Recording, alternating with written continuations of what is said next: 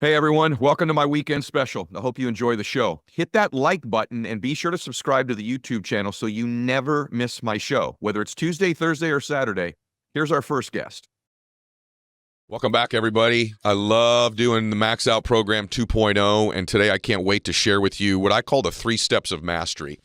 See, there's 3 stages that you have to go through in order to master something in life. And oftentimes we quit in the first stage because we don't realize it's just a natural progression to getting good at something. And so in any pursuit you have, if you want to start a new business, a new career, you want to learn to swim. Like right now, I'm picked up the hobby of riding horses. And that's a unique thing to do at 50 years old. And so I'm addicted to it, so it's kind of a new pursuit of mine. So whether you started a new business or you're in the middle of a business you've got, or you got people in your business who are newer, or you're trying something new, it's very easy to beat ourselves up or really not understand that there are 3 stages of mastery. And it's just mandatory. You're going to go through them. You can't cheat the system. And so in the 3 stages of mastery, let me tell you what they are. And then I'll break them down for you. There's the awkward stage at anything you begin to do, the awkward stage. And if you do enough repetitions, you can move to what I call the mechanical stage. And then from the mechanical stage, eventually you move to what I call the natural stage. Everybody looks at you and goes, man, you're incredible. You're a natural. Like whatever you do for a living right now, if you've been doing it for a long time, the first day on your job, I guarantee you were awkward. I guarantee you everything about it was awkward. Where to go, the people's names, what to call things, all of it was completely awkward, wasn't it? You probably even, a lot of people, their first night at their job, they'll have a nightmare that night. I remember my first job I was a busboy at the Whole Enchilada restaurant, and I didn't know my bang job at the Whole Enchilada was really simple. I cleaned up your table and I brought you your chips and salsa. That's really the whole job. And for some reason at 17 years old, it freaked me out. Because I had to walk up to people's tables and say hello, and I'm a super introvert. And I remember going home that first night, I go, I can't do this. It's just too much. It's too much for me. Chips and salsa, cleaning up their table. It just overwhelmed me, which is pretty hilarious. And I had a nightmare that night, like a nightmare of the job. Like everyone wanted new chips. We need more salsa. We need more chips. And you gotta clean up our table. You live. And I have this horrible nightmare of this very pretty simple job that I had. And so what I was in the awkward stage of that job. And if you'd have come back about 6 weeks later, I'd bust a bunch of tables. Now I know where the salsa is. I know where to go in the back and get the chips. I know where they warmed them. I kind of got my little, how are you guys this evening? I'm Eddie. I got my little wrap down. It was mechanical. I knew the mechanics of it, but still I was slower than most. I couldn't carry the drinks and the chips on the plate the right way. But you know what I mean? Like it was mechanical. I knew the mechanics. I knew where to clock in. But he came back a year later, man. I was natural. I'm flipping chips. I'm spinning them on my head. The difference, you know what I mean? Like the salsa. Hey, good morning. Good to see you. Good evening. Hey, Mr. Jones, welcome back. I'd seen I was natural. So you walked in there, it's like, this guy's a natural busboy. Well, the truth is that's true in everything. Right now, I started to learn to ride horses, right? First day out there, you don't think about these things. I'm like, what type of horse is it? I didn't even know the breed. I didn't even know the word. What do you call a female horse? What's a bridle? What's a halter? How do you put a saddle on them? What side do you get on the horse, the left or the right? How do you get off? The reins, are you riding Western or English? I'm like, I have no idea. I guess Western. I was totally awkward. And people that are horse people, they're just like, it's all natural to them, right? They get on the horse, they ride, they saddle it up. How do you back it up? How do you stop it? Like, it's crazy, right? But now I've been doing it for 6 months. I've ridden quite a bit, and now I'm kind of mechanical. I know how to put the bridle on, walk it with the halter. I know how to put the bridle on the horse. I know how to put the saddle on. I know where to get on. I know how to ride. And I'm pretty good. But if you watch me and you were really experienced in riding horses, you go, he kind of gets it. He's mechanical. The mechanical stage is like this. You ever go to like a wedding or you're at a club or something and the person's got the dance moves down, but they kind of dance to the lyrics and not the beat? You know what I mean? Like, you're like, the guy's got the moves, but it's just, there's something, he's got the mechanics, but I think he's dancing to the words and not the beat. You know what I mean? That's the mechanical stage. But eventually you see somebody, they're like, oh, they got the rhythm and the beat. That's the natural stage. So the question is, how do you move from awkward to mechanical? You ready? Repetitions and awareness. Repetitions and awareness. So no matter what you do, you got to do more and more reps at it, more and more experience. And as you're getting that experience, being aware of the things that worked and didn't, getting coaching, getting feedback, course correcting, and improving. Success is not complicated. So no matter what it is you're doing, if you're an athlete and you're listening to this and you've had to switch positions, you were on the offensive side, now you're on the defensive side. It's not that playing defense isn't for you. It's that you better do a lot of reps. You better have a lot of awareness. You better watch a lot of film. You better do a course correction. So you do it through repetitions, awkward, enough reps, and awareness and course corrections, you'll move to mechanical.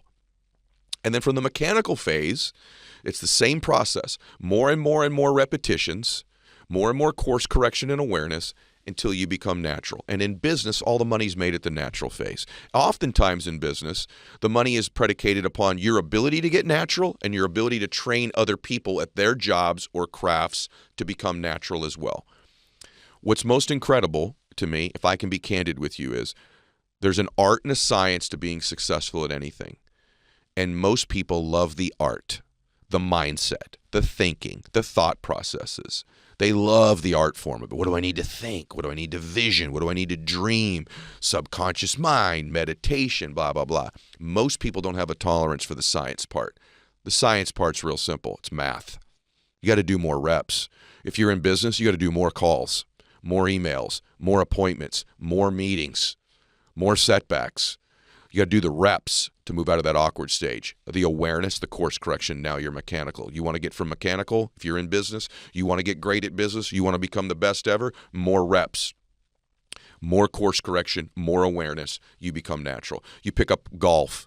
You want to play a great golf game? You better get out on the driving range and hit a bunch of balls, and you better have someone videoing you, and you better get course correction and have awareness. And if you do enough reps, hit enough balls with enough correction, with enough awareness, you'll become mechanical. When you start playing golf, it's real simple. How do you hold the club? You baseball grip, overlap grip. What's the grip? Right? How long should your clubs be? Where's your backswing? What's a swing plane? How do you come through the ball? What's your right hand do? Your left hand, your low. There's a lot to it. You watch someone start to play golf. It's crazy to watch, isn't it? But if they do enough reps, they do enough learning, they get enough coaching and correction, they can become mechanical. Then you watch people play mechanical golf. They got a good golf swing, but then eventually they become natural and they play their game.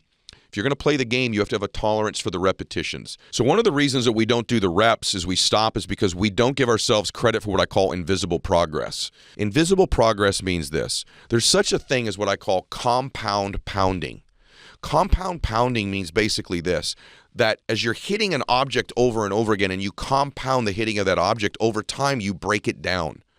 Right? But most of that progress is invisible. We don't see it. So as we're in the awkward stage and we're doing the reps, we're making progress, but it's usually not visible to us. Or if we're in the mechanical stage, we're doing the reps, the compound pounding of doing it over and over again is happening, but we can't see the progress. So what most people do is they quit before they get natural at anything because there doesn't appear to be physical, visible progress. Most of us want to see progress to believe it's happening. But the truth is in life, in most things, even in a loving relationship, a lot of the progress is happening invisibly. Certainly true in business. So let me give you the best example of it. I wrote about this in my first book, but a long time ago, I got invited to a birthday party for a young person, and I didn't really want to go to it because they were so young and my kids were grown. But I went to the birthday party because it was a friend of mine, and they had a piñata for the birthday boy. And so if you all know what a piñata is, it's very interesting, but like basically kids hitting a piñata with a bat, right? And it reminded me of business so much because you get there, what do? They blindfold this poor little kid and then spin him around and hand him a bat like a weapon, right? So the kid spun around. He has no idea where he's going. He's just kind of flailing away. Can't even find the piñata. That's how most people that start out in business feel, by the way. They're just flailing away. They don't even know where the target is. They're just swinging, right? Just like this little guy. And I'm watching him going, there's an analogy here for sure. So finally, there's a course correction and an awareness. And the dad points the little guy at the piñata, even though the blindfold's still on. So he still can't see it, but now he's at least pointed in the right direction. That's what that awkward phase is like. And now he's wailing on the piñata, hitting it and hitting it and hitting it. And he's getting more and more tired. This piñata is not breaking. Right? So finally he goes, I quit.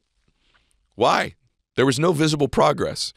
So then what they do, they take the blindfold off him. He goes and plays on the swing set. They grab the next little kid. It was a little girl. Same thing. They blindfold her. She's like a new person in business. She's flailing away, not even hitting the piñata. She doesn't even know where the target is, right? Finally, she gets course correction. makes an adjustment, some awareness, and she's wailing on this piñata. No candy comes out. There's no progress. So she quits.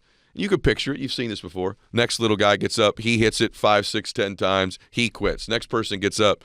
She quits. After about 7 kids have hit in this piñata, the only person left is the little 4-year-old little boy. And everyone's quit because there was no progress.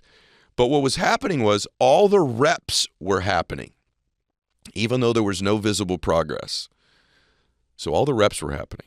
So this little 4-year-old gets up. They put the blindfold on him, spin him around, and he takes one swing. Bam! Hits the piñata. All the candy comes out. And all the kids come running from the swing set back, and everyone's celebrating and getting all the candy. Let me ask you a question. Who broke the piñata? Was it the final blow by the 4-year-old, the one shot? Or was it the cumulative blows that everybody took hitting the piñata along the way that ended up eventually breaking it down? And we all know the answer. It was the cumulative blows to that piñata, the cumulative repetitions that were breaking it down over and over, even though you couldn't visibly see the progress.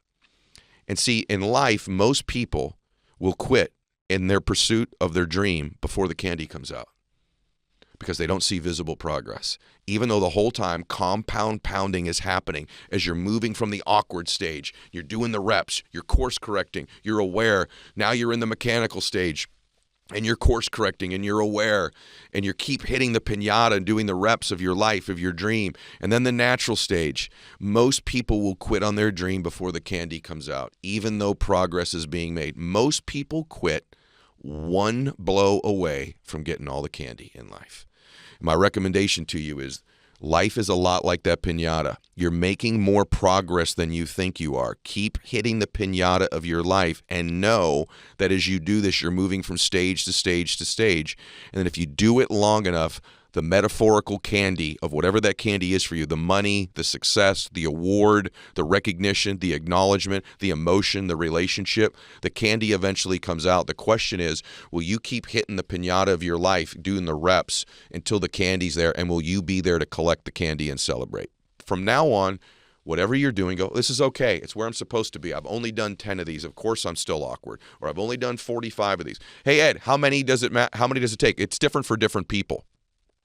The question is, do you have the determination, the relentlessness, the resiliency to stay long enough to move through all 3 stages until you get paid? So the question just becomes this: are you determined enough to do the reps? Are you determined enough to do the course correction and have the awareness to move through the different stages? And my wish for you is that you become natural as soon as possible. The sooner you do the reps, the sooner you do the course corrections, the sooner you have the self-awareness, the sooner you become natural. And we're off to the races and having blissful success in our life. Welcome back to the show, everybody. Excited to talk to this gentleman today because his work's fascinated me for a long time. The reason his work has fascinated me for so long, I went through this string for a while where so many what I'd call high-performing, successful friends of mine would say, have you read Atomic Habits? Have you read Atomic Habits? I'm talking about athletes, business people, entertainers. And I'm like, the heck is Atomic Habits? And I finally find out there's this guy, James Clear. Turns out he's written this book, like 5 million people have bought it. And I'm like, well, why have 5 million people read this book on habits? Because, you're supposed to have them. And then I read it. I'm like, it's not one of these like have a habit book. It's like how your brain works, how to create habits, how to eliminate bad ones, and physically why in your brain you can do these things and why it's so necessary. So I've wanted James on for a long time. We finally put it together. I'm so grateful to share him with all of you today. So James Clear, welcome to the show, brother. Hey, thanks for having me on. Great to talk to you. Yeah. And I don't want to just talk habits today. I'm going to talk about some of your productivity hacks as well. Sure. Your work, bro, is I think I'd call it groundbreaking because I don't think anybody's really approached habits the way that you have. But let's back up a little bit just for a second, because I think it's important for people to understand this concept you teach that, everyone's always talking about taking massive action.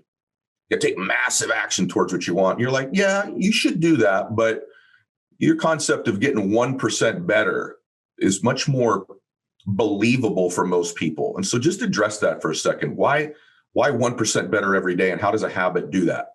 Sure. So First of all, I think there's no reason that you can't be really ambitious, right? Like I consider myself to be a very ambitious person. I think it's just that you're oscillating or switching between these two modes. Like when you're in planning mode, when you're in strategy mode, sure, you can be very ambitious and be very aggressive and, stretching yourself and reaching. But when it comes time to take action and execute, you have to scale it down to something that you can achieve that day. Like in one sense, the biggest unit of time you could ever do something is about a single day, because then you got to go to sleep, and then you have to wake up again and do it the next day. So unless you're playing, at some point there's a limit. You can only stay up for 48 hours or 72 hours, and then you break. So that's the largest possible unit that you could ever do a single thing in. And I think more realistically, most of the time, the truth is, you got about an hour, or maybe you got 2 hours to work on this, and then you got to go move on to something else. So we don't have big chunks of time available to us. We need to scale things down into pieces that we can actually work on and execute. So the way that I think about it is, when making plans, think big. When making progress, think small. And getting 1% better each day is a way to encourage that. The story that I like to tell, and this is something that I kind of kick Atomic Habits off with, is the story of the British cycling team. And, for many years, British cycling was very mediocre. They had never won a Tour de France, which is the premier race in cycling. They had won a single gold medal over like 100-year span. And they brought this new performance coach in named Dave Brailsford. And he had this concept that he called the aggregation of marginal gains. And the way that he described it was the 1% improvement in nearly everything that we do related to cycling. So they started looking at a bunch of things you would expect a cycling team to focus on, like they put slightly lighter tires on the bike, or they designed like an ergonomic seat for the riders. They had the riders wear a little feedback sensor, little chip, to see how each individual responded to training. Then they would adjust the practice schedule. But then they started doing like these little 1% changes, these small improvements that nobody else was really thinking about. Like they hired a surgeon to come in and teach the riders how to wash their hands to reduce the risk of catching a cold or getting the flu. They have this big trailer, like a semi-trailer that carries a lot of bikes in it to major events. And they painted the inside of that truck trailer white so that they could spot little bits of dirt and dust that might get in the gears and degrade the performance of the bikes. They have 2 different types of fabrics. They've got like indoor racing suits and outdoor racing suits. And they tested those fabrics in a wind tunnel, and they found out that the indoor fabric was lighter and more aerodynamic. So they asked all of their riders to wear that fabric. They even had all their different riders test, like a bunch of like maybe a dozen different types of pillows. And then they see which one led to the best night's sleep for each person. And then once they figured that out, they brought that on the road with them to hotels for the Tour de France and so on. Wow. And, Brailsford said something like, if we can actually do this, right, if we can actually make all these 1% improvements related to cycling, then I think we can win a Tour de France within 5 years. He ended up being wrong. They won the Tour de France in 3 years, and then they repeated again the 4th year with a different rider. And then after a 1-year break, they won 3 more in a row. So after having never won for like 110 years, they win 5 of the next 6. And I like to use that story as an introduction to this idea of getting a little bit better, making these 1% improvements for a couple of reasons. The first is it shows you that excellence, a lot of the time, maybe we can even say most of the time, is not actually about radical change. It's about a commitment to accruing small improvements day in and day out. Secondly, and I think this is also crucial, it encourages you to focus on trajectory rather than position, right? There's a lot of discussion about position in life. How much money is in the bank account? What is the number on the scale? What is the current stock price? What are the quarterly earnings? There's all this measurement around our current position. But what getting 1% better each day encourages is to focus on your trajectory instead. Am I getting better? Is the arrow pointed up and to the right, or have we flatlined? Am I getting 1% better or 1% worse? Because if you're on a good trajectory, all you need is time, right? If you have good habits, time becomes your ally. You just need to let time work for you. But if you have bad habits, time becomes your enemy. And every day that clicks by, you kind of dig the hole a little bit deeper. And so it's very much at the core, it's about encouraging you to focus on trajectory rather than position. How did you get to 37.78 times better? Like, where'd that ratio number come from? Yeah. It's just math, right? So if you get 1% better each day for a year, so 1.01 to the 365th power, then he gets 37 times better by the end of the year. If you get 1% worse, 0.99 to the 365th power, then you drive yourself almost all the way down to zero. Zero. Now, look, real life is not exactly like a mathematical equation, right? Your habits are not exactly like this formula, but I do think that it highlights an important concept, which is the difference between making a choice that's 1% better or 1% worse on any given day is relatively insignificant. Like, it's very easy to dismiss. And this is, I think, one of the things that makes it underappreciated or underestimated. Like, what is the difference between eating a burger and fries for lunch today or eating a salad, or, going to the gym for 30 minutes or not?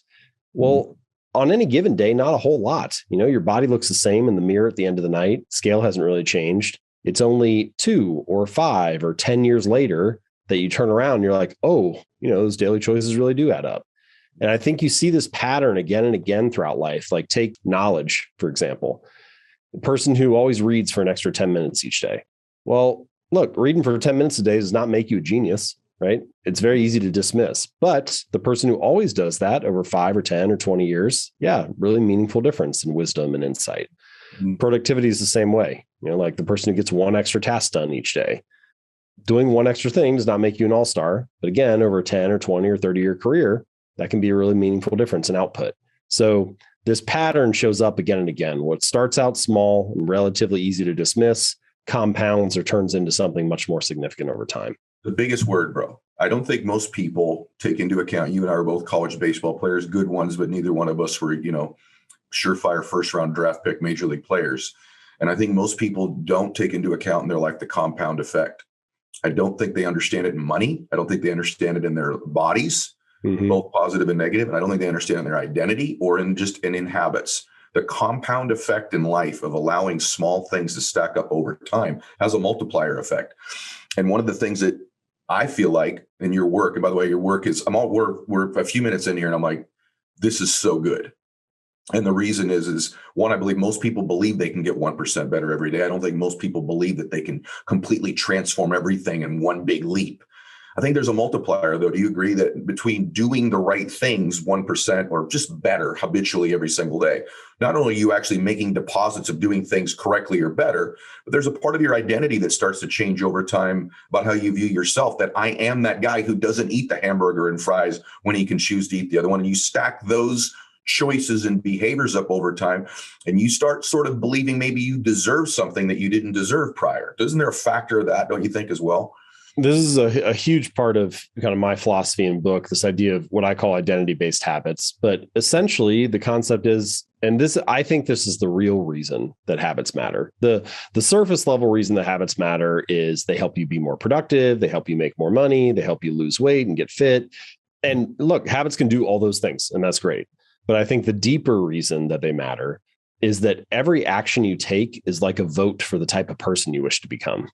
And so when you perform these small habits, when you take these little actions, you're casting votes for a certain aspect of your story or a certain element of your identity. In a sense, every time you perform a habit, that's how you like embody that aspect of your identity. So, when you make your bed in the morning, you embody the identity of someone who's clean and organized. Or if you write one sentence, you embody the identity of someone who is a writer. And this is why it can be valuable, even to like do one push-up. It's like, no, that does not transform your body, but it does cast a vote for I'm the type of person who doesn't miss workouts. And eventually, as you build up evidence of that story, as you start to cast more votes for that identity, you have like actual proof to believe this, right? I think this is a little bit different than you'll often hear something like fake it till you make it. And I don't necessarily have anything wrong with fake it till you make it. It's asking you to believe something positive about yourself, but it's asking you to believe something positive without having evidence for it. And we have a word for beliefs that don't have evidence. We call that delusion, right? Like at some point, your brain doesn't like this mismatch between what you say you are and what you're actually doing. And so my argument is to let the behavior lead the way. To start by meditating for 1 minute or doing one push-up or writing one sentence and letting that be undeniable proof that in that moment you were a meditator or an athlete or a writer or whatever it is. And ultimately, I think this is the real value that habits provide, which is they reinforce your desired identity. Boy, it's just so good, brother. So good. I don't know why I'm just meeting you now, because our overall belief system about change is so very, very similar. And we're going to talk about how to actually begin to establish habits. But before we do that, I want to talk about the concept of establishing one, because you said something about the one push-up. I was reading or listening to something you were talking about the guy who would go to the gym for just 5 minutes and work out and leave. And you said something about this casting the vote for who you want to be or who you're going to be. That was powerful, right? But you're saying before a habit can be, and I don't want to quote you incorrectly, but I want you to elaborate on it, because this is profound to me. I mean, it's obvious, but if you don't step back and get away from it and look at it, you just really don't realize the truth of it. Before a habit can be improved, it has to actually be established. And I think what happens is, you tell me what you think. Beginning of the year, I'm going to lose 50 pounds. I'm going to do this. I'm going to eat then I'm going to starve myself to 500 calories. So it's not a 1% improvement. Or I want to get up earlier. I'm going to get up 2 hours earlier starting tomorrow instead of get up 15 minutes earlier, right? Get up a minute earlier. So talk about that from just the concept for everyone to they can take control of their life right now by just the establishment of a habit, right or right? Yeah, definitely right. So one of the concepts I talk about in the book is this, one of the strategies is this idea of what I call the 2-minute rule, where I encourage people to build a habit that takes 2 minutes or less to do. So you take whatever you're trying to do, read 30 books a year, becomes read 1 page, or do yoga 4 days a week, becomes take out my yoga mat. And sometimes when I mention that idea, people resist it a little bit because they're like, okay, buddy, I know the real goal isn't just to take my yoga mat out. I know I'm actually trying to do the workout. So if this is some kind of mental trick, then why would I fall for it, basically?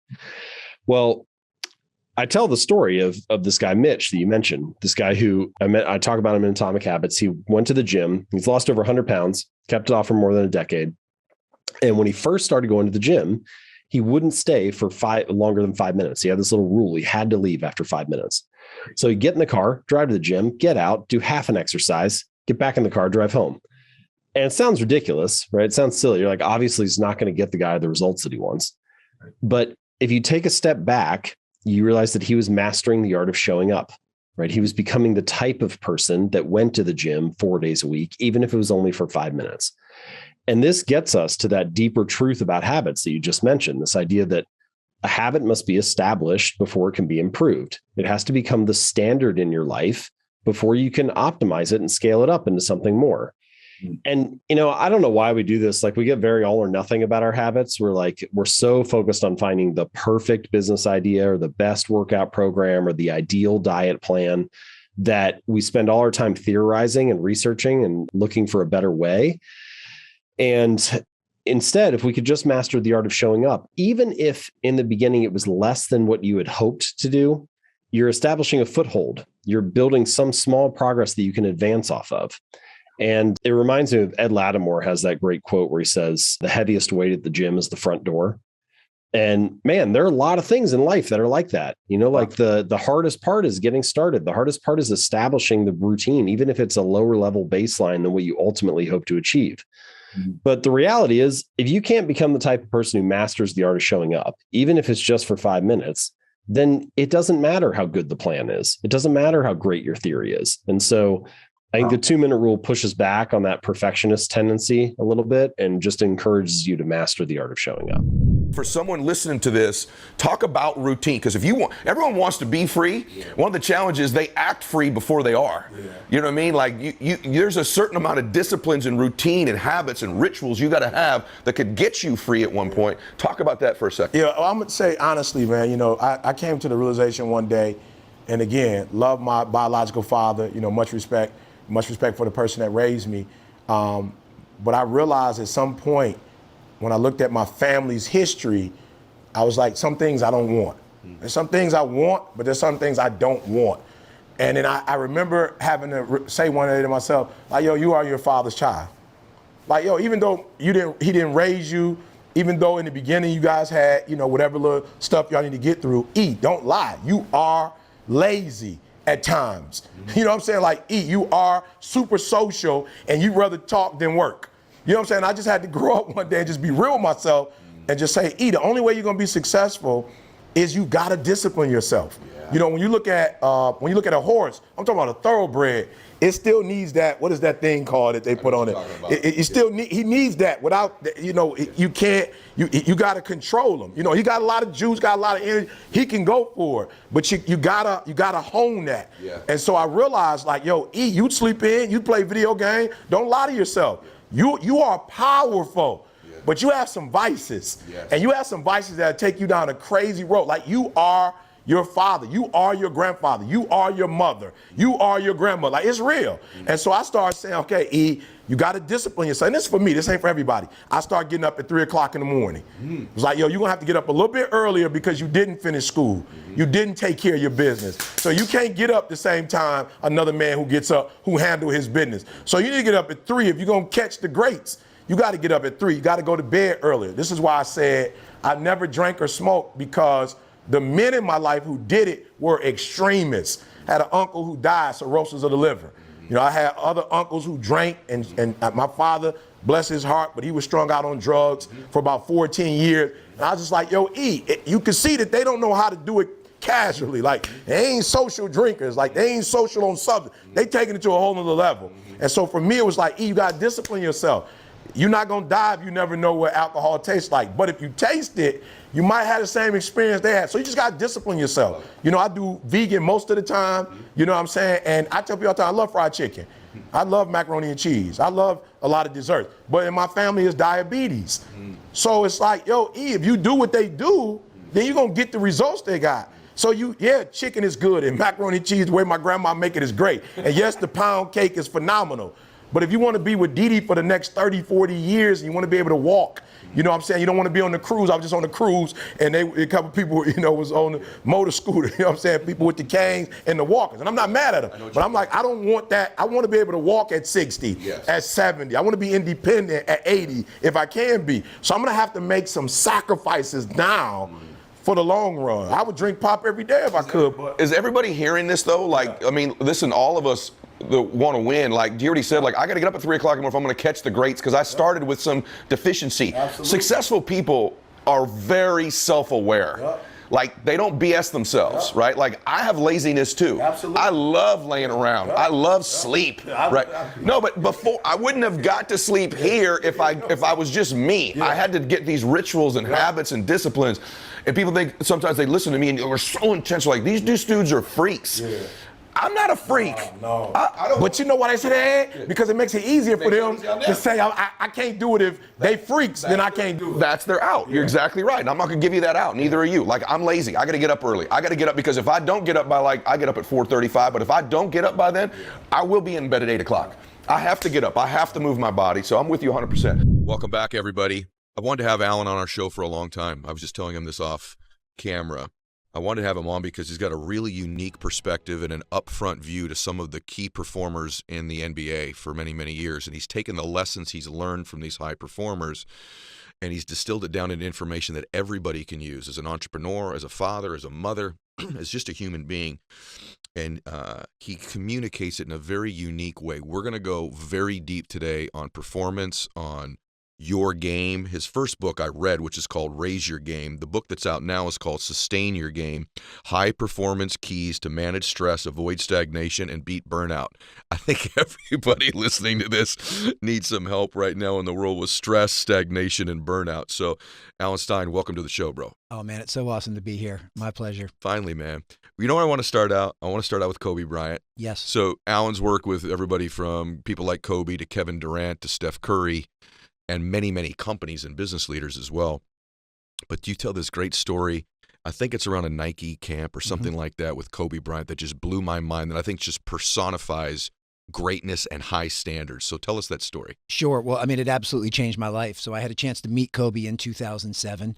It was the first ever Nike Skills Academy, and they were building a series of camps around their signature players, who, of course, at that time, Kobe Bryant was atop of that mountain, and flew out to Los Angeles here, La La Land, to work that event. And I had a chance to watch one of his really early morning workouts, which for those legendary, absolutely legendary. And for folks that are familiar, those have a start time of 4 a.m. And of course, the most impressive part of that is you're talking about a guy that had already reached the mountaintop. You know, he's already a surefire Hall of Famer, multimillionaire 10 times over, NBA champion, MVP. I mean, and he's still up in the off season putting in that type of work. And I remember being, as a younger coach, being shocked at the simplicity of what he was doing. I mean, he spent the first 30 minutes without even having a ball in his hands. He was doing basic pivoting drills and footwork drills. And his workout lasted for a couple hours. And I remember vividly at the end of this workout going up to him and saying, Kobe, I don't get it, man. You're the best player in the world. Why are you doing such basic drills? And I'll never forget it. He gave me a really friendly smile and a wink, but he said in a really serious tone, why do you think I'm the best player in the world? Because I never get bored with the basics. And that changed my life. That changed my perspective. You know, I went into that workout expecting to see some sizzle, some sexiness, you know, some flash. And he just was routinely drilling down on the basic fundamentals. And, you know, ever since that day, that has been my core philosophy for performance, is never getting bored with the basics and working on mastery of the fundamentals during the unseen hours. Well, and really good, bro. Like, we're right there already. We're already getting into the good stuff. So, absolutely. Because I think there's a thing in leadership that's leadership fatigue. We get tired of saying the same things over and over again, even though we should. I think in business and life, there's just a fatigue of the mundane, of doing the things that actually work, and we move away from them. And sometimes the greatest people in the world just don't allow themselves to suffer from the fatigue of the repetition. Yeah. True? Absolutely. And you hit the nail on the head. That's incredibly insightful. I think we can readily acknowledge that the basics, if you allow them to, can be monotonous, can be mundane, and can get boring unless you have that type of approach to them. And even if you don't love doing the basics, you need to love what the basics produce for you, which is basically creating that foundation to which the rest of the house is built. And guys like Kobe, they never leave them. And that's the key. And the beautiful part is, it's not saying that you don't also graduate to do more advanced techniques and so forth. It says you never leave the basics. And are they like the building blocks to allow you to do the great things, right? Like, they're the fundamental things, the footwork in basketball. It's the communication or presenting skills in business. It's the vision stretching capacity of a leader. It's the generosity and kindness and gentleness that requires from a parent that we have to do over and over again and show that love, right? It's the repetition we get bored of. I don't know who said it first. Maybe it was Tony Robbins. I'm not sure. I say it all the time. Sometimes I think I said it first. I don't know. But the complexity is the enemy of execution. That oftentimes we try to complicate things in our life and then we have an inability to execute. True? Absolutely. Simple is smooth, and then smooth is what gets it done. And and of course, in a game like basketball, for your listeners that follow, it's footwork, it's shooting mechanics, it's how well you handle the ball. You know, we all know those are the basics. So the first step for anyone trying to improve performance in any area of their life, first of all, is to admit that the basics work. But then second, it's having the humility to acknowledge that doing the basics every day is not easy. But what you have to do is get crystal clear on what are the basic fundamental building blocks of whatever it is you're trying to improve. If you're trying to improve your marriage, what are the handful of fundamentals that will go into a nurturing relationship? If you're trying to be a more influential and impactful executive, what are the handful of things that and you could go down the list, whether you want to be a musician, an artist, anything in between. You have to get crystal clear on what those basics are, and then you have to commit towards working towards them relentlessly during the unseen hours to work towards mastery. Unseen hours. That's the other part of the story that fascinated me. So as I understand it, you ask him the day before, can I come watch this workout? And he goes, 4:00. And it wasn't 4 p.m., it was 4 a.m. Yes. But I'll let you share this, but you're like, well, I'm going to impress this guy and get there early. So there's a 4 a.m. workout, but what happens? Tell them what happens when you get there and you get there early. Well, yeah, and I arrived today early because I believe in making a good first impression, and I believe that getting places early is a sign of respect to the person that you're going to meet. Right. And, you know, as a young coach, I'm thinking, what could be better than me leaving my mark and impressing Kobe? So if he thinks he's working out at 4, I'm going to be waiting for him at the gym at, 3:30 a.m., and he's going to be blown away. And instead, I arrive at the gym and can see the lights already on, can hear sneakers squeaking and a ball bouncing from the parking lot.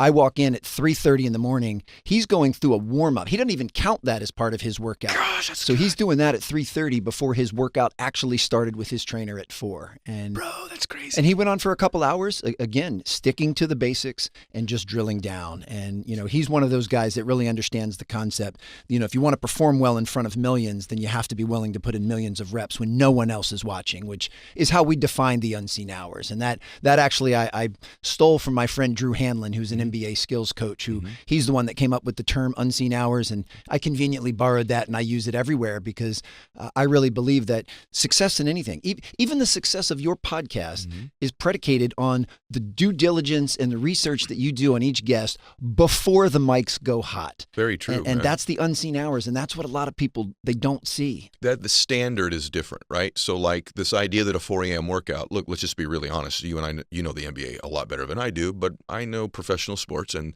most dudes are coming home around 4 a.m. in the NBA oftentimes, right? Not having a workout at 4 a.m. and then to know that, no, it's not 4 a.m. You're there at 3:30. He had already been warming up for 25 or 30 minutes before.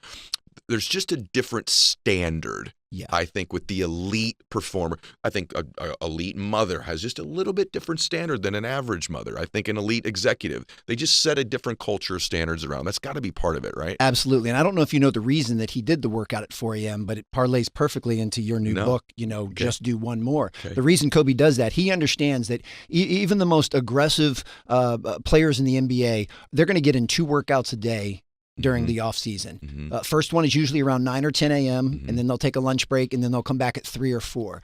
So his mindset was, if everyone else in the league is going to be doing 2 workouts a day, I'm going to do 3 because I'm going to do 1 more than they're doing. And the only way I can squeeze that in is if I get up and do it at 4. So when he's coming home from his first workout, his competition is just waking up to go in for their first workout. So then he's doing his second workout while they're doing their first. And then it's the compounding interest effect of, if I do this every single day in the off season for not just years, but in his case, decades, he said, no one will ever catch me. Because every time I wake up, I'm going to do 1 more than you're doing. You'll never catch me. And I think that's part of what gave him that, that Mamba mentality.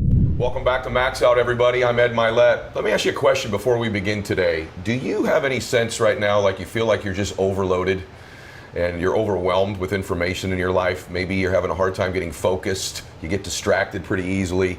Maybe your concentration sort of suffers a little bit, your memory issues. Well, my guest here today is an expert on optimum brain performance, on learning quickly, and on maxing out your capacity to think and perform in your life. And it was really born out of some tragedy, out of some difficult events out of his childhood. He's turned those tragic events into becoming a world-renowned expert on brain performance. And today I'm really blessed because I've been chasing this guy for a while. I've wanted him to share his brilliance with you, the audience. And I'm grateful that he's here today because we're about to change your life and change the way you learn, think, and perform. So my guest today is the great Jim Kwik. Jim, thank you. Ed, thank you so much. I've been looking forward to this so much. Me too, brother. We've had great conversations off camera, and I'm so excited because I know there's some shows I know that we do that are inspirational, and then there are shows I know that are going to inspire, but also by the end of the program, people's lives are just measurably better and they can perform better. And today is heavy note taking. If you're driving in the car, you're going to want to hear it, but you're going to want to get back and listen to the video or something too to write the notes down we're going to cover. So let's just go back just a little bit because I want to give people context, because I really believe life happens for us, not to us. And it's the meaning in our life of the events that happen to us, not the event, but the meaning we take from it. And so you've become this world-renowned expert. You've worked with the Dalai Lama, Richard Branson, right? Some of the highest profile celebrities in the world, most successful business people. But it's ironic that that was founded out of a boy with a broken brain, right? And that was because you had fallen and hurt your head, is that right? Like a 5-year-old? Or tell us that story real quick. Yeah, it's funny, I just posted this on Instagram today. I said, difficult times could define us, they could diminish us, or they could develop us. You decide. Because ultimately we do decide. And when I know I'm such a big fan of yours. Thank you. And follow over your work. And first of all, before we get started, I appreciate everyone who's watching this. And what I love is you are the person you are on and off camera. Oh, thank you. And that means a lot to me. Your humility, because you're so accomplished. And so the reason why I'm excited about this is because I think this message we have to talk to people about is so important, because your brain controls everything. Yeah. Right? And when people see me on stage, they'll see me have 100 people stand up and I'll memorize all their names as they introduce themselves, or 100 words or 100 numbers that they give me forwards and backwards. I've seen this man have 100 people give him 2 numbers out of sequence, and he'll repeat back 100 people's multiple numbers like this. And here's the thing, I always tell people I don't do this to impress you, I do this to express to you what's really possible. Because the truth is, every single person that's listening and watching this could do that and a lot more. Oh my gosh. The thing is, we weren't taught. You know, if anything, we were taught a lie, that somehow our capabilities, our potential, our memory, for instance, our learning abilities, our intelligence is somehow fixed, like our shoe size. Wow. And it's absolutely not true. We've discovered more about the human brain in the past 20 years than the previous 2,000 years combined. And what we found is we've grossly underestimated our own potential, our own capabilities. And that's the thing, it's just because we weren't taught. And I really think the nature of the work that you do, that I do, that our community is really backing, is about transcending. It's about ending the trance. Wow. Transcend, end the trance, ending this mass hypnosis in media and marketing that's telling us that we're broken, that we need to be fixed, that we're not enough. And I feel like that is what holds us back. You know, this illusion, if you will. That's remarkable. Did you feel that way as a little guy? You know, when I was 5 years old, as you mentioned, I had this accident, Yeah. head trauma, brain injury, traumatic brain injury. After that, my parents said I was never the same. You know, I became extremely shy, introverted. I had learning difficulties. I was labeled, and a label is tough, right? Yeah. You know, when you're put in special classes, I couldn't understand things. My teachers would repeat themselves 4 or 5 times, and I would pretend to understand. Yeah. Like sometimes we do as an adult. You know, we have this imposter syndrome. We always want to. Yes. We want to look good. We don't want to ever make a mistake, which I feel like also holds us back. In this space, the things you teach can affect someone's life like this, and that's what I love. So can we talk about some of those things? Absolutely. I'm just fascinated. Look at me, right? We only have an hour. I wish we had 17, but you said if there was one skill to master in the 21st century, Yes. in your opinion, it is what? What would you say? Your ability to learn faster. To learn faster. I really do believe that if there was, let's say there was a genie, and they could grant you one wish, anything you want. Yeah. Most people would wish for more wishes. That would be the hack, right? If somebody, That would be the hack. Aladdin's going to be one wish, you ask for more wishes. But if I was a learning genie and I could help you learn any subject, any skill, you know, anything, what would you want? What would you wish for? You would ask to learn how to learn. I did a program at Google, and I remember hearing this from the chairman said, the amount of information that's been created from the dawn of humanity, since human beings walked the earth to the year 2003, which is only about a decade and a half ago, that amount of information is now created every 2 days. Oh my gosh. 48 hours online. Think about the blogs, the podcasts, the social media, that much content. Our brain, they say we use such a small potential of it. Yeah. We use all our brain, Okay. but some people use it more efficiently than other people. But you talk an awful lot about the way we were learning 100 years ago is still the same way we're taught to learn. And a simple thing you said, because almost everybody listening to this, well, I know they are. They're listening to this. It's a podcast. Right. They're taking notes. Sure. They go to seminars. They take notes. They're reading books. And just a simple difference in the way we take notes, even. Right. You have told, I didn't even realize this, but this is an old way to take notes. There's a different way to experience even note taking. Can you give some tips on that? So I recommend everybody takes notes of this specific episode because it boosts retention. People don't realize this. There's a learning curve, but there's also a forgetting curve. Science is saying that within 2 days, just 48 hours of listening to a podcast, reading a book, going to a conference, getting a coaching, 80% of it, up to 80% is lost. Incredible. And that's, you know, as somebody who's investing time, energy, treasure into something, to lose all that, you know, and so you want to be able to hold that on. Okay. And so one of the ways of doing it is by taking notes. And we did a whole episode on proper note taking, and really one that's more brain friendly. Okay. Most people, and what they found is the worst way of taking notes actually is verbatim. Which is the way I take notes. Yeah, Well, verbatim, I used to. full Yeah. transcription. And they study this, you know, at universities because they test people. They have people take word for word. And one of the reasons why is because there's just so much information. Okay. Right? You have 18 pages of word for word. You don't even know what's most important. But they found the best way of actually taking notes were more on keywords. And relevancy. So for example, one of the ways of taking notes that I recommend is taking a piece of paper and putting a line straight down the page. Okay. And on the left side, what I'm doing is I'm capturing information. Okay. Capturing. So we could talk about how to remember names and how to read faster and how to learn skills faster, We'll how to do that. change your habits. That would be on the left-hand column. You're capturing information. Okay. But on the right side, instead of capturing, you're creating. What does that mean? It means that you're creating and you're building on this. You're putting your impression. So essentially on the left side, you're taking notes, but on the right side, you're making notes. And there's a clear distinction, right, between just capturing information and actually create the creative process. Why does that matter? It matters because if you're, first of all, for focus. A lot of people, when they're listening to something, their mind will go somewhere else. They'll get distracted. So here, instead of it going somewhere else, it goes on the right side of the page, which is, let's say, left side, right brain. Left brain, right brain. Left brain's more logical and words and language and linear. But on the right side is your imagination, it's your creativity. So your creativity could go there. The other thing is it forces you to ask questions. I believe that questions are the answer. I think it's the essential for understanding, for critical thinking, for focus, for learning. If you ever want to read something and let's say people feel absent-minded. Yes. They forget where they put things. Their wallet, their purse, their keys, or if not their keys, something larger like their car. You see the people in the finding, they forget where they parked their car. They read a page in a book at the end and forget what they just read. They'll get a name from somebody and they'll just forget it right away. One of the ways to insulate that is to ask questions. Right, to ask questions about something. So for example, when I'm taking notes, I'll capture information on the left side, but on the right side, I'll write questions I have about what I'm learning. I'll ask myself questions like how I'm gonna apply it. You know what the biggest challenge I have with the self-help personal development industry is that there's this massive lie that's being spread saying that knowledge is power.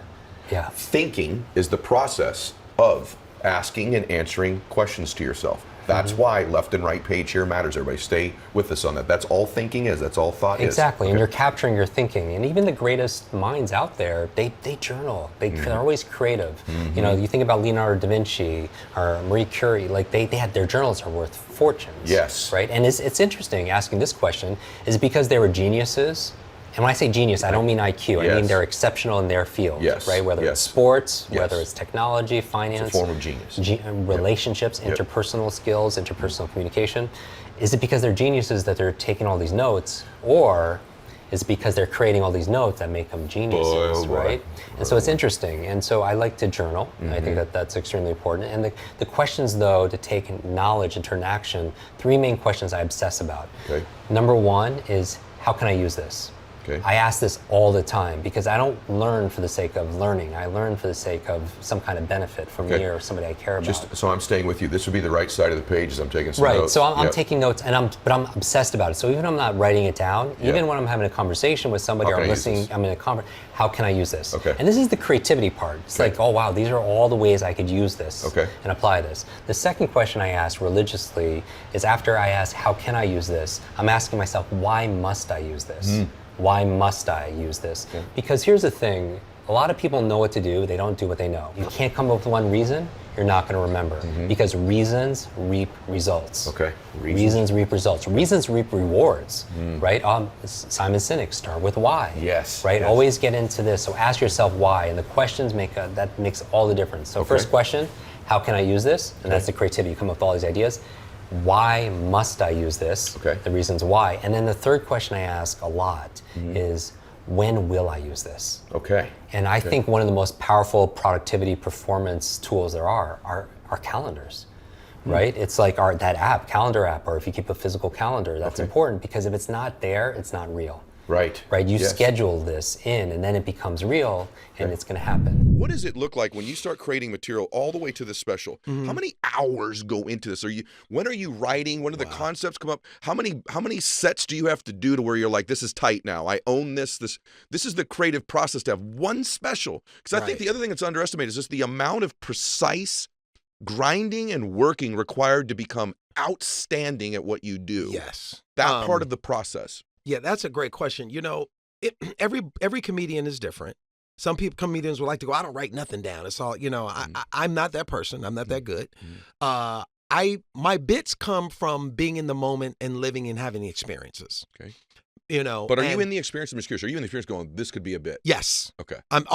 Comedians are very introverted people. We're very on top of everything we're thinking and feeling, like everything, like all the information that comes at us as it's coming to us, we're evaluating and giving our opinion on it in our head. Like, so any interaction with you, my wife, constantly, that's just where I'm at. Right. And so like for me, when I started going out and working out for to do It Ain't for the Week, I think we did, I want to say we did 30 cities, which is comedy clubs. And I do 5 shows a weekend. So you take that 30 times 5, it's about 150 sets, right? An hour and 20 minutes is normally what I'm on stage doing. And, you do this again and again and again. And I record all of my material. I record every set that I do. And I go back, and when I'm on the treadmill or I'm in the gym the next day working out, I listen to it. So I can go, oh, that's good. Nope, that's no good. I don't need that. Get that. Like, it's work. It's a process. And that's how I do it again. It's reps. It's like, it's like how you get tone again. Like, that's literally it. I think the tolerance for that is for very few people, brother. I mean, this is everything. Like, even salespeople that are listening to this right now, like, are you that on your presentation? Are you that on your close? Are you that on your nuances? I even watch you where you go, even some of your transfers of your laughing and the rhythm and how you keep it together. Chappelle bumped that mic on his leg, right? Like, these are little things that if you're watching the best of the best, you should be breaking them down in the subtleties of what they do. Sebastian Maniscalco will not go very long. Me too. Won't go that very long until he moves his body a particular way, right? Like, he's not a standstill guy. Right. So, but in every career, it's the precision. It's Nick Saban for Alabama says, we don't practice until we get it right. We practice until we can't get it wrong. That's right. And it's just a different standard of the best. And David, you guys, is the best. Thank you. For me right now, it's the best set that I've watched, maybe ever, but certainly as long as I can recall. That you know what? I tell, like, because I teach one of the largest stand-up comedy classes in the country. I didn't know that. And I've been doing it for 10 years. And I stopped doing it during the pandemic. I have well over 300 plus people on my waiting list. And I'm about to do a seminar, which I haven't done it in 2 years. I'm about to do it in next month. And we're just doing 2 days. And I miss it because I love talking about the art of stand-up, And one of the things that I tell people when I do my stand-up, it's in my muscle. It's in my muscle memory. Like, when I start to do material and I start to tell stories, I'm in a certain place when I hit this joke. When I'm like, it becomes that where it's locked in, but there's still enough room for me to be David. There's still enough room for it to be the same, but it's a little different. Yep. You know what I mean? Yeah, and so, like, even now, like, I'm working, like, the night I did It Ain't for the Week, that night I have not done any of that material since that night. Is that right? Not one joke. Wow. And the next week, I was on to, and I'm doing a new tour called Pace Yourself now. And I've been out, we're doing 30 more cities. Go see him. And I literally have not done one, and I'm doing a whole new hour and 20 minutes. Now, this is the benefit. This comes from having done stand-up for 28 years under the radar. Nobody's seen me. Yeah. So they don't know that I'm like this caged animal that's been working forever, and now I'm finally getting a chance to run out in the wild. It's amazing to me. You know, it's one of the best stories ever because although you have had this financial success you were talking about, this notion of all this time under the radar to be that good. Now, let me ask you this. By the way, one little lesson he said there, I just want to add everyone just so that everyone's listening. I think you got to be obsessed.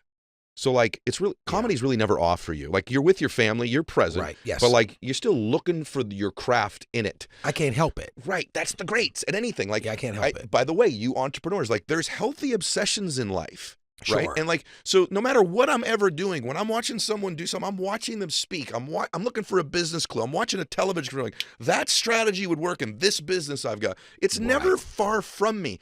I'm always amazed by people who say, I want to be the best, or I want to be great, or I want to be a millionaire. Yes. Yet they're willing to escape their craft for long periods of time. No, I can't do it. Me either. And then I'm on vacation. I'm still sort of in my mode, looking at people, picking up stuff. That would be inspiring. That might be a business I could solve that problem with this product. It's always there. Yes, always. Because it's who you are. Yes. And you can't, when what you do is who you are, you can't turn it off. Yeah. You know what I mean? Like, I can't, like, my family knows when they're around me, they're like, here he goes. Yeah. Dad, don't start. Like, if I pull out my phone and start texting while they're talking, but they're like, that's not going to be a bit. Like, they know when it hits me in the moment, like, because I see life through comedians, we see life through a lens that civilians do not. Yep. That's just how we're wired. I've been wired like that now. Unfortunately, the more tragic it is, the quicker comedy comes to us. Like we've had friends who have died in the comedy community that passed away. If you were on some of these text threads with us comedians, it's dark Right away.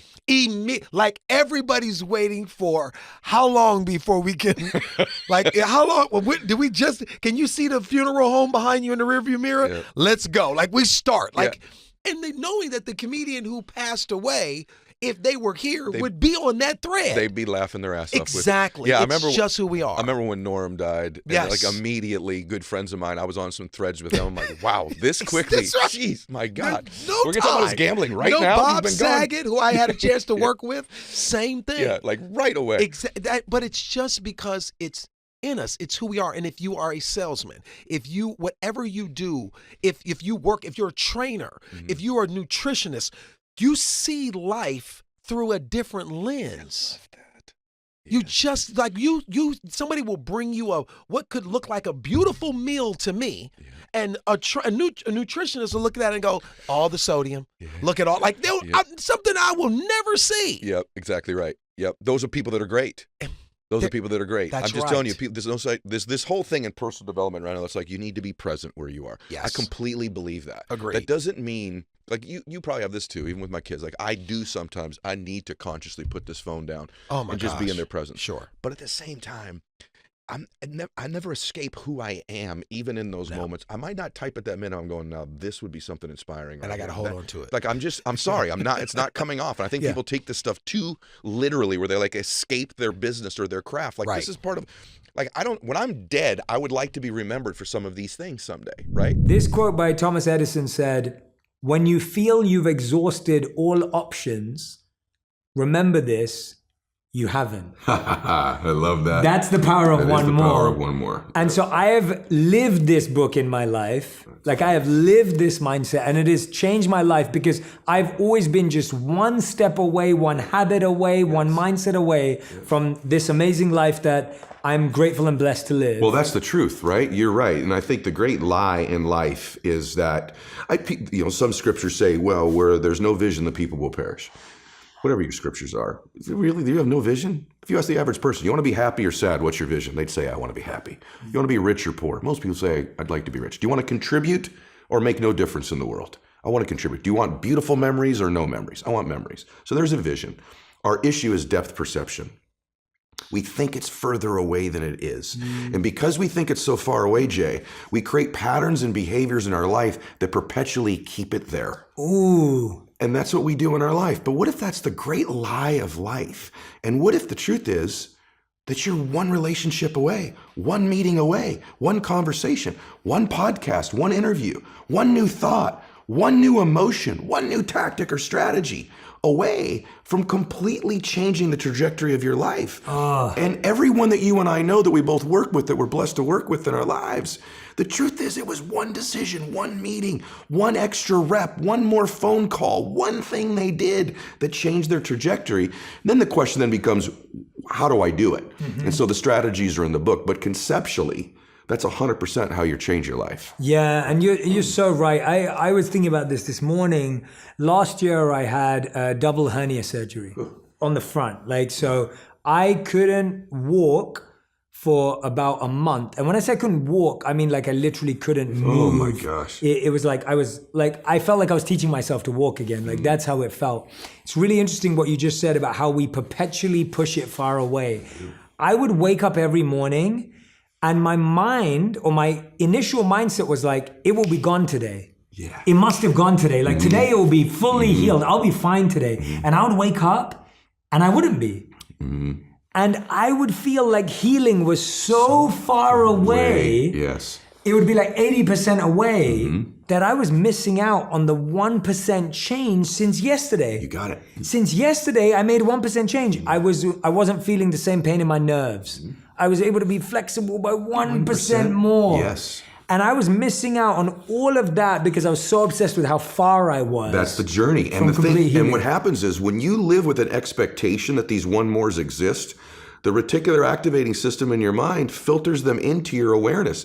I call it the matrix in the second chapter of the book. When you wake up believing, hey, I'm one decision away, I'm one meeting away, one relationship away, that's not hokey. Your mind begins to filter the people, places, and things into your awareness.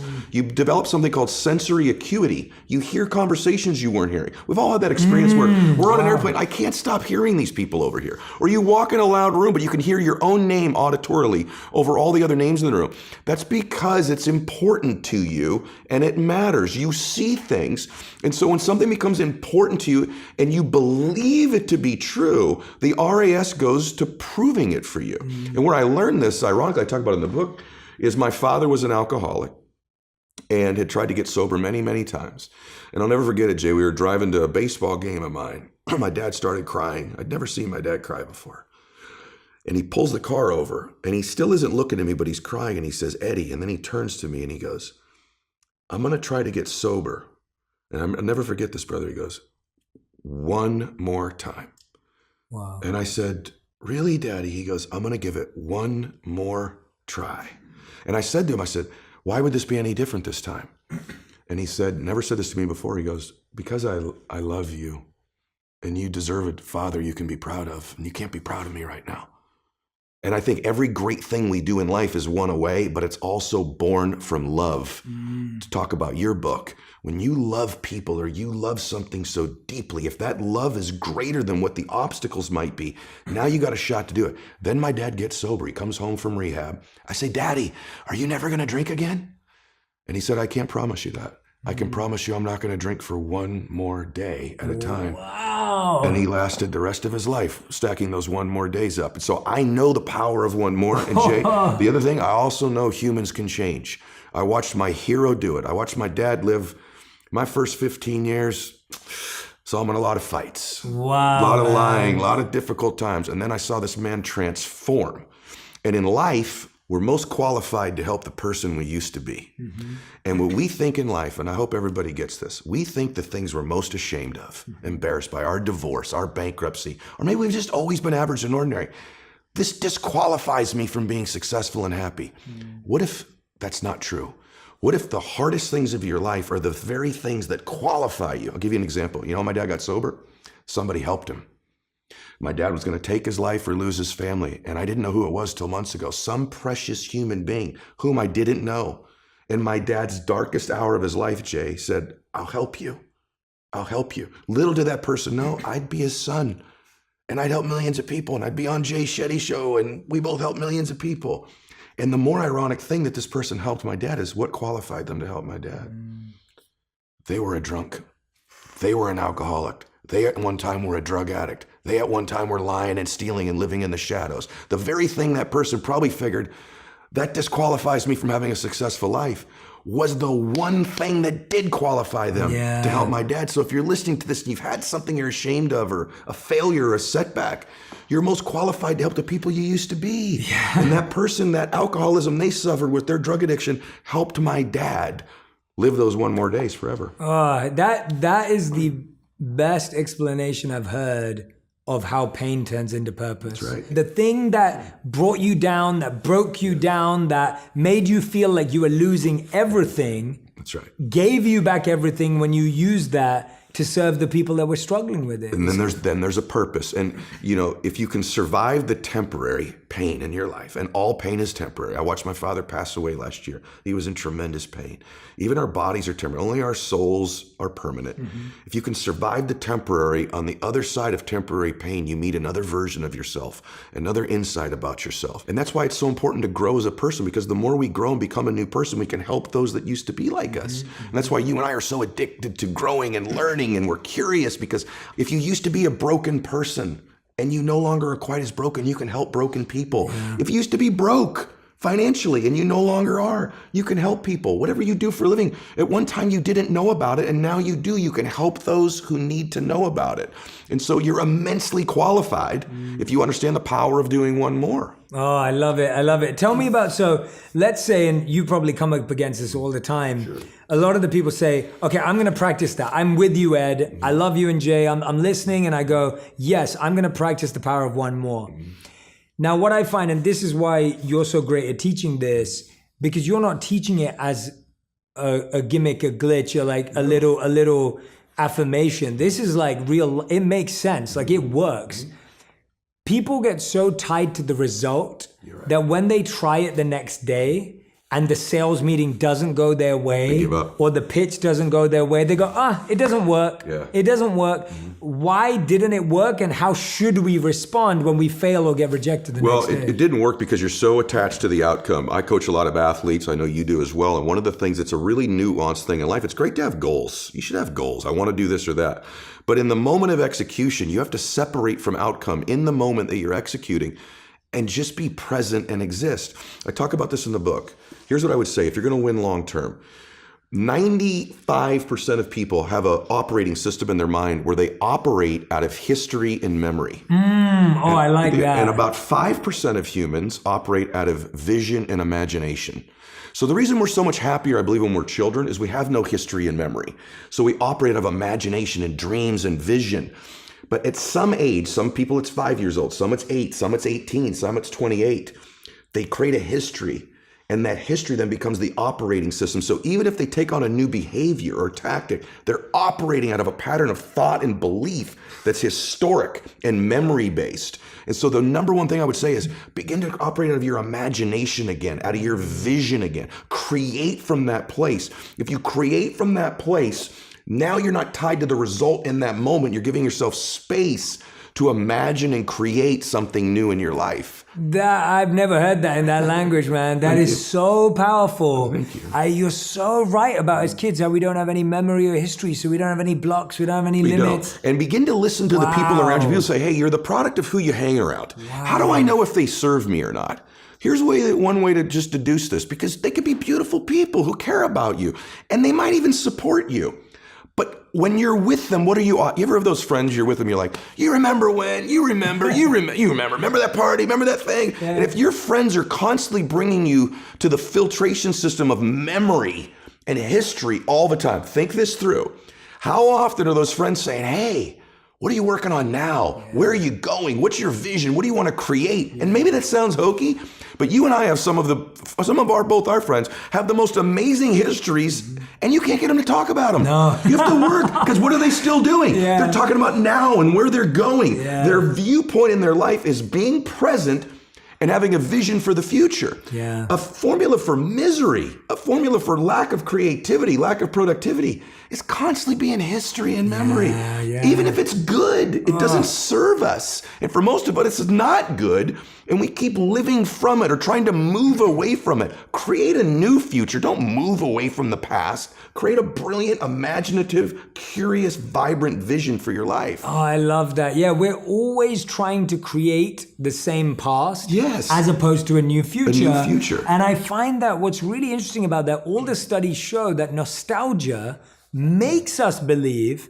that the past was more phenomenal than it actually was. If you remember that party you went to at college, it's better in your memory than it actually was. If you actually could have gone back and remembered how you felt hungover and what you broke a bone or whatever happened, but now in your memory, it's beautiful. Beautiful. Right? So our memory also is slightly warped of the past. No question. It can make things feel much better or much worse sometimes. No question. But what's really coming out for me right now is this idea that it's something you said a couple of moments ago, and it sparked a thought for me. I remember the story that Vanessa Bryant told about Kobe Bryant after he passed away. I was fortunate enough to interview him around 3 months before his tragic passing. And she told this story, and she said that Kobe would play through every injury. He would play through every pain. He would play through everything, even when the doctors and his coaches would say, stop playing. And she asked him, she said once, why he still plays, right? Again, going back to our curiosity, not assuming you know your partner. She asked him, why do you still play? And this is just her and him. There's no cameras, she's telling this story, but at the time it was just them two. He said it's because there's someone who's paid for a ticket today. They saved up. And this is the only time they're ever going to be able to come. Maybe a dad's brought his kid. Maybe someone's come to the game. They're a lifelong fan, and they came today. And today's the only day they're going to get to see me. And if I say I'm injured, Yes. They won't get to see me. So awesome. So I'm going to play so that person, that one person, gets to see me play. And then he goes and wins. Yes. And it's like, that's love. That's right? love. That's what you were saying. Love for something is in the present moment also, right? Wow. Love is not just for the past. And it's funny how important one day is, man. When my dad got sick, my dad got cancer. When he first got sick, he goes, hey, my dad was a dude. He goes, look, I'll fight this one time. Okay, I'll do your little chemo and your surgery, but I'm not going to pour poison into my body. I'm not going to lose my hair. I'm not going to deteriorate. I'll give this thing a shot once. If it doesn't work, I'm out. That led to 8 years of him fighting it. Wow. Chemo, radiation, proton therapy, surgery, chemo, experimental chemo. And he did lose his hair and he was in pain. And I'd say to my dad, I say, Dad, you're suffering so much. You said you wouldn't suffer. He said, no, Eddie, I'm in pain, but I'm not suffering. I choose not to suffer. And I'm not suffering because I get to see my grandkids again. And I said, Dad, why are you doing this? And he said, you only understand the power of one day when you're threatened with never having another one. I'll do anything for one more day. Get to be with you one more time. Give your mom a kiss one more time. Maybe I'll see one of my granddaughters get married. And he goes, I'll do anything for one more day. The beautiful thing is I was actually with Kobe a week before he passed away. We were in the same gym. Our daughters played volleyball. And ironically, that day, I watched Kobe walk out of the gym. There was only a couple dads left. It was late at night. He stayed and I stayed. And he had his youngest daughter in his arm and he was rubbing his other daughter's back. And I remember taking note of it because I was with Bella at the other end of the gym. And I remember thinking, I don't hug Bella enough. I need to hug. No joke, bro. It's in the book. I went, I got to hug Bella one more time every day. Not just once a day, plus one more time every day. My daughter's going to get extra hugs because Kobe does that. What if I could have said to Kobe when he got in his car, Kobe, you have one more week, brother. Tell those that you love them. Get it right. Whoever matters to you, make it right. Call your dad, make it right. Call your mom, call your family. What if the day before you could have said, Kobe, you have one day left? And my dad, same thing. I was with my dad when he had 1 day left. I was with my dad when he had 1 hour left. I was with my dad when he had one breath left. And when we begin to think of our life that way, the power of right now and having one more moment and one more minute is so beautiful. It's so blessed. It's so big. It's so amazing. Why would we spend that minute in history? Why would we spend that minute in the past when we could be fully present and creating the future? And so, I think most people think, Jay, everyone else is going to die. I think they just, I'm not going to die. Or they go, I'll get around to being happy. I'll get around to making my masterpiece of my life. I'll get around to my dreams. I'm going to get around to fixing this relationship that's broken. I'm going to get around to feeling those emotions. And then it's another day and another day. And they keep it in the distance until there are no more days. And I don't care if you're 18 years old listening to this, 28 or 48. We don't know if we have one more day or 100 more days or 1,000 more days. But we know this, there'll eventually be a time where we don't have any more days. And so why would we spend the ones that are coming looking at the past? And so my dad really taught me those lessons in watching him pass away.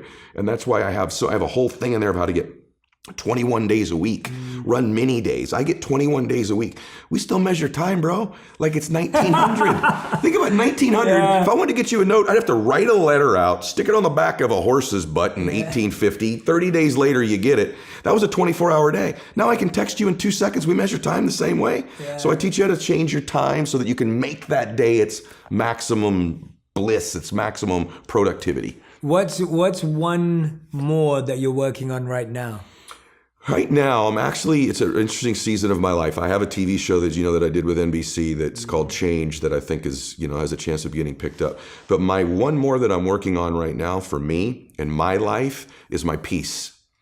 And so there's this guy, Jay Shetty, that's a friend of mine that introduced me and my family to meditation.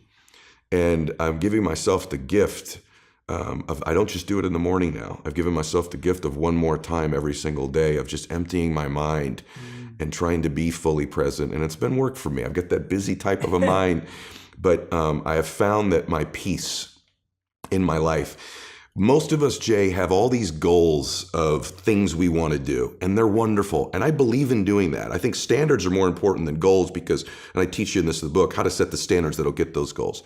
But we really don't want the jet. We don't want the hit song. We don't want the amazing relationship. We don't want the $1 million. We want how we think it'll make us feel. And what if we began to become more intentional and outcome oriented about the things we feel in our life? And it took me a while, but now that I'm older, when I feel strong, when I feel blissful, when I feel peaceful, is when I produce the physical things that I want, not the other way around. Oof. And so my one mores are more emotional focus. Most of us, then I'll come up for air here, have an emotional home. There's 3 or 4 or 5 emotions we experience on a regular basis. I write about it in the book. And no matter what happens, we find a way, even if they don't serve us, to get those emotions. If your emotional home is fear, anxiety, worry, depression, anger, you find a way every week to get that emotion. But what if that emotional home could become bliss and peace and joy and creativity and ecstasy? And so I'm working on one more beautiful emotion for my emotional home, and for me, it's peace. I love that. I love that answer, man. It's good to hear about what you've been saying. Like, we're not living in the past, and you're like in the present. But to have you answer that question, that peace is your presence. Like, that's what you're looking for. Right like, now. that's the present, and it shows that you're using this. Like, it works. You're doing it time and time again. And I love what you said. It moves from the physical things into the subtle, into the emotional, into the deeper. I think that's so profound. What was that one more that if you didn't do it, you wouldn't be here today? What was one of those ones that like that was the one that convinced me, apart from obviously your father, that you were like, if I didn't do that, I wouldn't be Ed Mylett today. I wouldn't be maxed out life. The first business I built was a financial business, and I had some success, Jay, like a lot of people do in life. And then it went backwards. And sometimes when you get up the flagpole just a little bit, and you come back down, that's an emotional difficulty. It could be a relationship that was good that's gone, or maybe you saved some money, it's gone. Maybe you lost a bunch of weight and got fit and you gained it back. For me, it was my business. And I called my dad. He was a pretty wise guy now that he was sober. And because I could tell you, man, I'd do one more rep in the gym. I haven't done 10 reps on a bench press in 30 years. I've done 10 plus one more a lot, though. I haven't done 45 minutes on a treadmill, but I've done 45 plus one more minute. 10 contacts a day? Never. 10 plus one more. But the biggest one more was actually something else. I called my dad and I said, hey, Dad, it's not going. The business is crashing. And I'm running out of money. Our power was turned off. Our water was turned off, Jay. I had to take my wife every morning. We'd lost our house. We're living in an apartment now. Then the water got turned off. You can't cook. You can't bathe. There was a apartment building. We had an outdoor shower at the swimming pool. And we were newlyweds. And I'd have to get up every morning, walk down there, and I'd hold a towel up while my wife took her shower every day outdoors and brushed her teeth. And then she'd switch and hold the towel up for me. And I'd walk back up to the apartment, and I was so emasculated, so ashamed, so embarrassed. And I was living a nightmare, selling a dream to everybody every day. We can do this. A lot of entrepreneurs or people can relate in their life. And anyway, I called my dad that night, and I said, I think I need to pack it in. I need to go get a job, and this success thing is not... It's not for people like us. And my dad goes, Eddie, you don't have to decide you're never going to quit. He goes, just don't quit for one more day. See how you feel tomorrow. I go, Dad, he goes, just don't do it for one more day. And I got up the next day and I still wanted to quit, but not quite as much. And then I went one more day. And I found myself about 30 days later, I didn't want to quit anymore. And thank God the one more I did was I went one more day without quitting. And I'm so grateful I didn't quit on my dream. Oh, Ed, wow, that is like, oh my gosh, man. Like, everything you're just dropping right now, I'm just like, I hope everyone is taking notes. If you haven't been taking notes, I want you to take a screenshot right now of where we're at right now, because that's what you're going to have to listen to again. So take a screenshot, share it, tell everyone to go to this segment, listen to that over again, because I think what I'm hearing, is that this is a lifestyle. Like, this is a mindset. It's a lifestyle. It's an everyday, every moment way to live. This isn't just in the big business you're building. This is me telling my wife I love her one more time. This is me making sure I message my mom one more time. It's me making sure that when I'm sitting here with you, I'm always going to have to ask you one more question because, will never because you end. keep giving so much. No, but you keep giving so. Well, that's what you just said. It will never end. I think if people feel like they tried a lot and then they start building up resentment and like pain and bitterness towards that path. And a lot of people also that I know, they just think that there are some people who are meant to be. I agree with this. And then there are some people that are not meant to be. That's correct. And they carry that with them. And it comes from this like, oh yeah, you were meant to be this, or that person was meant to have it. But for me, this is where, and I heard that kind of come up in what you were saying to your dad, like, it doesn't happen to people like us. Yes. How does this rule, how does this principle apply to someone who's in that Brother, space? best question ever. Because I grew up with you have an alcoholic dad or a drug addict, or maybe you come from divorce, or maybe your parents just didn't love you enough, whatever it was, didn't tell you they loved you enough. It's hard to have self-confidence. I was a little guy, I got bullied in school, and and even at this age now, bro, I if I'm being completely honest, self-confidence, we all teach that it's, part of keeping the promises you make to yourself. But what if you raise the standard a little higher? You keep the promises you make to yourself, plus one more. Because for me, self-confidence didn't come easy. I think in life, ultimately you're gonna get what you believe you deserve. And if you're wired like me, I didn't think I deserved a lot. I didn't even have a dad who could stop drinking, right? I wasn't 6'4". I don't have an incredibly high IQ.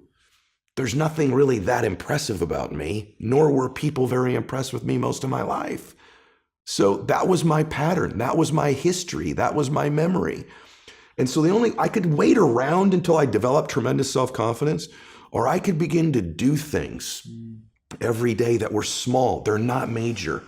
And over time, when I did those one more calls, that one more meeting, that one more book I read, that one more podcast, not only am I doing more reps, so the likelihood of me being successful is bigger, but I started to convince myself I'm doing things other people aren't willing to do. Maybe I deserve things other people aren't going to get. And slowly but surely, I started to convince myself I did deserve it based on what I was doing, not necessarily the caliber of my talent. Yeah. And that was the difference. Yeah, there's a thought I've been having recently, and it's that comfort creates self-care, but discomfort creates self-respect. Ooh, boy, I love right? that. Like, it's what you're that. saying. I love that. The one more discomfort every day, that's where self-respect comes from. Yes. You don't... Great term. You don't start to trust yourself or build self-esteem or believe in yourself because you just say it to yourself. It's coming, what you just said. You go out there and take one more meeting and see what you learn. You go out there and take one more risk, one more discomfort. And I guarantee you, if you have a successful or happy friend, how you determine that, and you ask them this, they'd tell you that we're right. Yeah. They would tell you, gosh, that's right. Yeah. It's right. And the difference between winning and losing, happiness and sadness, is so small, it's almost scary to talk about. But the good news is I think I kind of know what it is, and it's this one more. Absolutely. The people that I know that are the most successful and happy have more uncomfortable conversations. Agreed. They have more uncomfortable days. They have more discomfort in their lives. Yes, totally agree with that. But selected discomfort. But one of the other things that I'm asking from now, I'm like going into like the people that I know that I'm thinking about, I can see their faces and I want them to know that I'm asking for them. A lot of the time, one more in the wrong direction That's right. can also be really misguiding. Sometimes people, and I know you're a person of faith too, and so we can touch on this. Sometimes we're climbing the mountain and we keep doing one more, but we're actually going further away from who we are, who we want to be, our faith, our partners, right? We know people who've built multi-billion-dollar companies but lost their kids. That's right. Or they've become famous and rich, but their partner cheated on them, or like We really know a lot of painful those. stuff. And people who didn't do all of that, and that's happened too. Sure. Like it's both ways. How does one use one more and make sure it's in the right direction? Such a great question. I'm doing this now regularly because I've made some of those mistakes and what I do is I check in with myself one more time, meaning it's important to ask yourself, what matters to me now? See, if we had this conversation 20 years ago, the things that mattered to me then are so different than what matter to me now. But a lot of us keep operating out of what used to. Maybe you've achieved or are pursuing a dream, and it's really, truly no longer your dream. It's no longer your dream. It's when I was young, listen, if we were going to do a podcast, you say, hey, I need you on the show. People are going to love you. You're going to get recognition. You're going to get all this acknowledgement. And that would have been my hot button, my need. You know, I believe in the 6 human needs. My need was significance and recognition. And there's nothing wrong with that. It's wonderful. And so that's the button to get me to move would be significance, recognition. Well, I've been blessed the last 30 years or so of my life to have a beautiful abundance of significance and recognition. It's no longer what fills me. Now you get me to do an interview, you go, hey, I really think we could help some people. My big button in my life now is contribution. There was another stage in my life, it's still there, but hey, if you go there, you'll grow. I still want to grow, but I know me now. Right now, I'm in a season of my life that's contribution. It's giving. It's what fills my heart. And I think it's checking in with yourself one more time. What matters to me now? What do I want now? What's important to me now? What season? Maybe you're in a season where you need to rest. Maybe your spirit and everything about you is telling you, hey, it's time to feed you again. It's time to recharge. If that's the season, then answer that call. Don't play out of a past playbook. And so for me, that's the season I'm in now. And I'm sure that in 5 or 8 more years, you know, there'll be something else. But I regularly, on a monthly basis, you recommend it in your book so beautifully about your relationship, checking in. You have these strategies you teach about weekly and monthly and quarterly and yearly with your partner of checking in with them. I also recommend you check in with yourself and what matters to you now. And so for me, it's a matter of checking in now so that I don't lose my family in the pursuit of my business or lose me. Yeah. Lose me. Who am I anymore? And I've had times where I'm like, this doesn't feel like me anymore. Yeah. And I had at least the ability to at least acknowledge that and make a change. Yeah, and I love that you brought up seasons because I feel like no one and on planet Earth, we don't have the power to change the season. Yeah. But you have the power to live the season well. That's right. You can either be in right now, it's been raining, right? Yeah. Wherever we are. It's been like pouring down with rain. There's all this effort. You could carry an umbrella. Well, you can tell how I'm dressed. Right. I'm definitely not dressed in my usual gear. Right. Because I'm dressed for the rain. I'm prepared. Yes. Because that's all I can do. I can't make the rain switch off. I can't stop it, right? Like I can't do that. Yeah. And so I love hearing that you're just learning how to thrive in the season. And so if your season's telling you to rest, you can't force the season. And you have to live it through. You have to experience it. You know, I think you have to remember one thing, man. I think it's just easy as a person to forget this. And I just would love to say this because you have such an amazing reach.